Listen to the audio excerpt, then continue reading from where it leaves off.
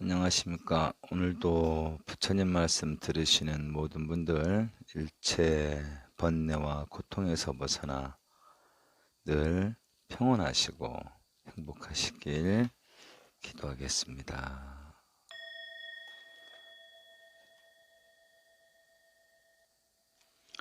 오늘은 어제에 이어서 승보편 29번째 이야기 사문과 공경이라는 제목으로 강경하겠습니다.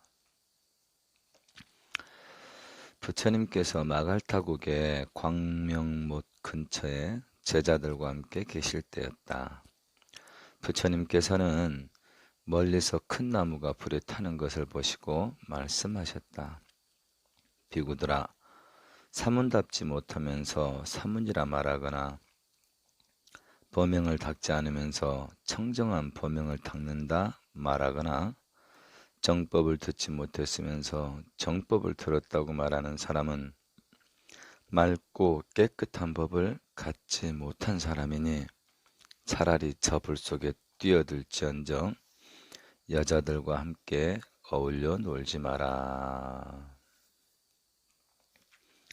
차라리 불에 타는 고통을 당할지언정 죄를 짓고 지옥에 떨어져 한량없는 고통을 받지는 않아야 하기 때문이다. 수행자여, 남들의 예배와 공경을 받겠느냐? 사람들에게 칼을 주어 자신의 수족을 끊게 하겠느냐? 남들의 공경과 예배를 받을 일이지 칼을 주어 수족을 끊는 고통을 받지는 않겠나이다. 내가 너희들에게 말하노니 사문답지 못하면서 사문이라 말하거나 정법을 듣지 못했으면서 정법을 들었다고 말하는 사람은 차라리 몸을 맡겨 날카로운 칼을 받을지언정 계행도 없이 남들의 공경을 받으려 하지 말라. 칼을 받는 고통은 잠깐이지만 지옥의 고통은 말할 수 없이 길고 많기 때문이다. 비구들은 계율과 선정과 지혜와 해탈, 그리고 해탈 치견을 항상 염두에 두어야 한다. 그래야만 남들로부터 공양을 받더라도 허물이 없을 것이며 시주들에게 복을 받게 할 수 있느니라. 부처님께서 설법을 마치시자 60명의 비구는 번뇌에서 벗어났고 60명의 비구는 법복을 벗고 환속하였다. 증일암경 제25장에 나와 있는 말씀이었습니다. 참 통렬하죠. 부처님께서 사문으로서 삿된 마음으로 출가해서 공경은 받고 싶고 또 중생심을 끊지 못해서 삿된 업을 짓고 있는 비구들에게 일가를 던지자 60명은 번뇌에서 해탈했고 60명은 법복을 벗고 환속되었다는 말이 상당히 너무나 드라마틱하게 통렬하게 와닿았습니다. 역대 조사님들 어록 보면 그런 말이 있죠. 목숨을 끊을지언정 차라리 목숨을 끊을지언정 다시는 악업을 짓지 않겠다. 역대 많은 스님들이 그 수행자의 어떤 길라잡이 격인 어떤 책들을 많이 쓰시는데요. 예를 들어서 원효스님의 발심수행장이나 그 다음에 우리 한국의 불조 3경 중에 하나인 갑자기 또 생각이 안 나네요. 불조 3경 하면은 인도에서 중국으로 제일 처음 전해졌다고 말하는 42장경, 그리고 부처님의 마지막 유훈집인 불유교경, 그리고 중국 당대 그 참선을 지도하는 참선 수행하는 스님들에게 그 수행 집진서인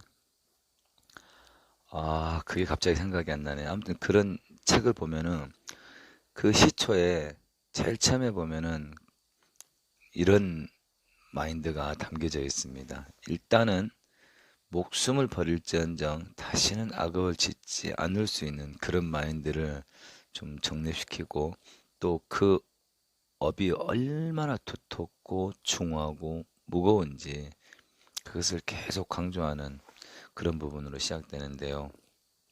역시 부처님의 오늘 말씀편도 그와 같습니다. 칼을 받는 고통은 잠깐이지만 지옥의 고통은 말할 수 없이 길고 많기 때문이다. 예.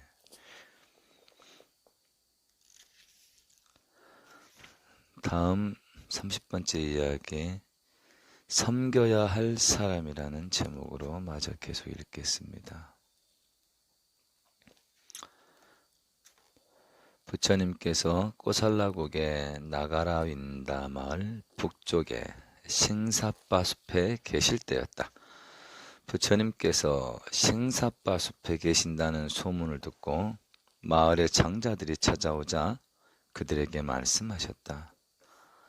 만일 어떤 사람이 어떤 사문이나 바라문을 공경하지도 말고 섬기지도 말아야 하느냐고 물으면, 눈으로 사물을 보고 탐욕을 버리지 못하고 애착을 버리지 못하여 마음이 안정되지 못해서 행동하는 것이 법답지 못한 사문이나 바라문은 섬기지 말아야 한다고 대답하라. 왜냐하면 수행하는 사람이 무엇을 보거나 무슨 소리를 듣고서 욕심을 내고 집착을 벗어나지 못하여 마음이 안정되지 못한다면 세속에 살고 있는 일반인들과 다를 것이 무엇이 있겠느냐.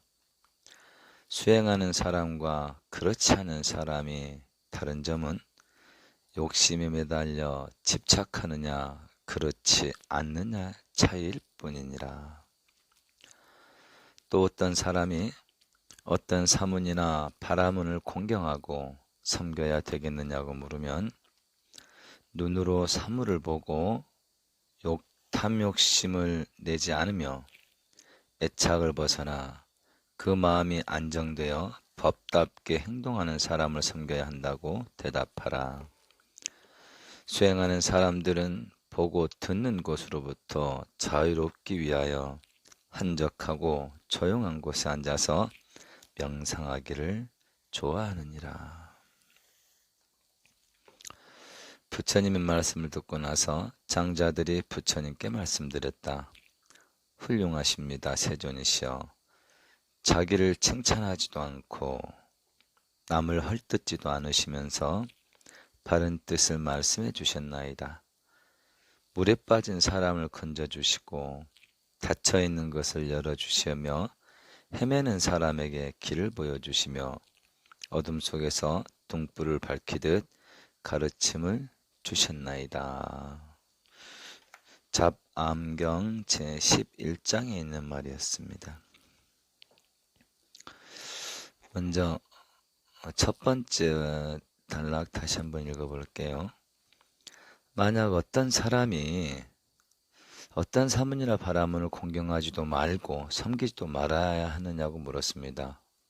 어떤 스님을 스님으로 보지 않고 공경해서는 안 되느냐고 물었을 때, 눈으로 사물을 보고 탐욕을 버리지 못하고 애착을 버리지 못하여 마음이 안정되지 못해서 행동하는 것이 법답지 못한 사문이나 바라문은 섬기지 말아야 한다고 대답하라고 명하였습니다. 예. 제가 몇 번 언급했었죠. 신자들의 기도, 수행, 어떤 가르침을 위해서 절은 충분히 시스템이 갖춰져야 되고 그에 적합한 어떤 규모가 있어야 되고, 절은 장엄하고 부유해야 되지만 스님들은 철저히 가난해야 됩니다. 스님 이꼬로 가난입니다. 예, 무소유, 청빈, 가난이죠. 무소유, 청빈, 가난, 이게 깨져버리면요 절이 부유해질 수가 없죠. 예. 그리고 일단 수행자가 무언가를 사유적인 어떤 재산을 탐닉한다? 이거는 말이 안 되는 소리잖아요. 그쵸? 일단 모든 무력에서 벗어나야 되는데, 이제 다만, 이제 현세에 들어서는 여러 가지가 조금 변하는데요. 다만, 뭐, 얼마 전에 그런 일이 있었답니다. 어떤 스님이 돌아가셨는데, 잔고에 3억이 있었대요. 그래서 스님의 상자들이 그 돈을 쓰지 못하고 평생 연락도 안 됐던 조카한테 그 재산이 돌아가게 돼서 뭐 상자들이 이렇게 뭐 법적인 어떤 조치를 취하고 했다고 하는데 이제 우습죠. 우스운 거는 이제 인연법을 모르니까 그런 건데 근데 우스갯소리로 그 조카가 목사래요, 목사. 저는 딱 그걸 듣는 순간 물론 이제 제 일이 아니기 때문에 그렇게 말할 수도 있겠지만 나는 그 목사님이 전생에 참 복을 많이 지었든지 아니면 현생에 정말로 진실로 예수 그리스도의 길을 제대로 걷고 예수 그리스도의 사랑을 복음을 정말 제대로 전파하시고 살고 있기 때문에 그렇지 않을까라는 그런 생각을 했습니다. 저는 뭐든지 이렇게 아름답게 착각하는 저만의 그 병이 있긴 있는데요. 이제 그 스님이 그 자체는 허물이 안 되는데 이제 허물이 될 수 있는 이유가 뭐냐면은 그것을 좋은 쪽으로 쓰기 위해서 절해불사나 뭐 좋은 쪽으로 쓸 일이 있을 때 비축해 놓는 거는 상관이 없겠죠. 예. 그러려고 그렇게 비축해 놨는데 갑자기 그렇게 되셨기 때문에 그 자체로는 탓할 게 못 되지만 그래도 이제 돌아가는 정황상 이제 그게 아니었다는 게 밝혀지기 때문에 문제가 되는 거죠. 예. 아무튼 스님이 무력에서 벗어나지 못한다. 그러면 뭐 무당밖에 더 되겠습니까? 열심히 기도하고 수행하는 무당밖에 더 되겠습니까? 그러니까는 제가 늘 수지독성을 강조하는 게 우리 불자님들이 공부하지 않으면요. 내가 모시는 스님이 수행자인지 기도 수행 열심히 하는 무당인지 구분을 할 수가 없어요. 예. 스님 우리는 무조건 스님이기 때문에 믿고 가는 건데 우리가 그런 거 어떻게 합니까? 그거는 진짜로 뭐라 그러죠? 전문 용어로 제가 오늘 치료를 받고 와서 그런지 단어가 생각이 안 나는데 직무유기 그렇지. 불제자로서 신도로서의 직무유기입니다. 그거는. 예. 내가 모시는 스님이 수행자인지 기도 수행 열심히 하는 무당인지 그것도 구분 못한다면 그거는 제자로서 신자로서 그건 직무유기죠. 그래서 우리 신도분들이 정말 공부하시고 기도하시고 수행하셔야 됩니다. 그렇게 하지 않으신 분들은 또 스님답지 못한 스님들을 탓할 자격이 없다고 저는 그렇게 생각합니다. 그래서 이와 반대로 또 어떤 사문을 공경하고 섬겨야 되냐는 말에 이제 반어법이죠. 눈으로 사물을 보되 탐욕심을 내지 않고 중히 여기고 귀히 여기되 애착을 벗어나 그 마음이 안정되어 법답게 행동하는 사람을 섬겨야 된다. 당연한 거죠. 예. 법에도 걸리지 말아야겠는데 법이 아닌 거 말이 못하겠습니까? 예. 예를 들어서 어떤 스님이 정말로 바르게 사시고 무력도 없으시고 소유욕도 없으시고 그런데 부처님 법에 걸려 있다. 좀 안타깝죠. 세상에 부처님 법이 제일이고 다른 건 필요 없어 이렇게 말해버린다면 좀 안타깝죠. 그죠? 정말 잘 사시는 분이고 정말 귀하실 분인데 부처님 법에 걸려버렸다. 그 부분은 이제 조금 예외가 되겠지만 아무튼 부처님 법에도 걸리지 않은 정말 진리를 탐구하는 어떤 구도자의 모습 그것만이 승려로서 살 길이 아닌가 싶습니다. 예. 시간상 한 편 더 나가볼까요? 애매하니까 간만에 내가 꿈꾸는 세상 한 구절 읽도록 하겠습니다. 말의 존경이라는 제목으로 한번 읽어보겠습니다. 개인의 인지 능력이 향상되면 지식이 축적되어 남을 존경하는 말을 하지 않습니다. 존경하는 사람이 없으면 바른 표상이 없어 어떻게 사는 것이 바른 것인지 알 수 없습니다.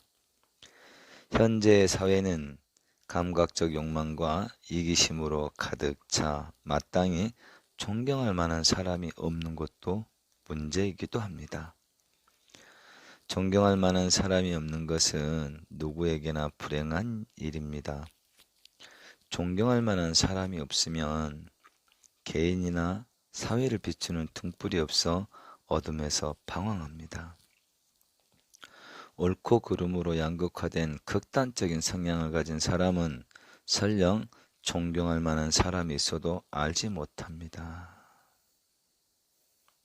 이제 존경할 만한 사람이 없는 것을 한탄만 할 것이 아니고 자기가 존경받을 만한 말을 하거나 행동을 해야겠습니다. 예, 제가 평소에 누누이 강조했던 부분입니다. 예. 누구한테 기대하지 말고 우리가 하나부터 다시 부처님 말씀대로 우리가 하나부터 다시 시작하면 되는 것이죠. 어디서 무엇을 하건 탓하고 원망하지 마십시오. 바라지도 말고 그저 그 자리에서 우리의 소임을 다할 뿐입니다. 그러면은 내가 꿈꾼 세상이 현실이 되겠죠. 이건 당연한 겁니다. 그리고 뭐 존경할 만한 사람은 좀 그렇고요. 우리가 열심히 기도하고 수행하면은 그에 맞는 인연이 나타납니다. 그에 맞는 다음 단계 공부거리가 나타나든지 나를 가르쳐줄 스승이 나타난다든지 내가 수지 독성에서 여법하게 법답게 살아가면 반드시 인연이 나타납니다. 근데 이걸 다시 한번 뒤집어 볼까요? 어떤 말이 되나? 네. 지금 우리 주위에 모든 분들이 내 스승이고 부처님이 하신 분인데 내 마음이 탁해서 그걸 보지 못하고 있다가 그렇게 내 마음이 맑아지고 그렇게 기도하고 수행하다가 보니까 인연이 나타난다는 것은 그런 식으로 또 뒤집어서 생각해 볼 가치도 있을 것 같습니다. 그래서 마음이 맑고 눈이 밝아지면 세상에 귀하지 않고 소중하지 않고 부처가 아닌 걸로 보일 수가 뭐가 있을까? 저는 그런 말로 오늘 이 시간 마무리해 보겠습니다. 예. 내 마음이 그린 대로 세상은 펼쳐진다. 일체유심조의 도리를 저는 누구보다도 확신을 갖고 믿고 있기 때문에 여러분들도 세상에 끄달리지 마시고 하루하루 여러분의 직접 그려보십시오. 세상을. 그럼 분명히 세상이 여러분들이 바뀐 대로 분명히 바뀔 겁니다. 예. 오늘도 이런 마음으로 선업 증장하시는 그런 복된 하루 되시길 기원하겠습니다. 행복하시고 건강하십시오.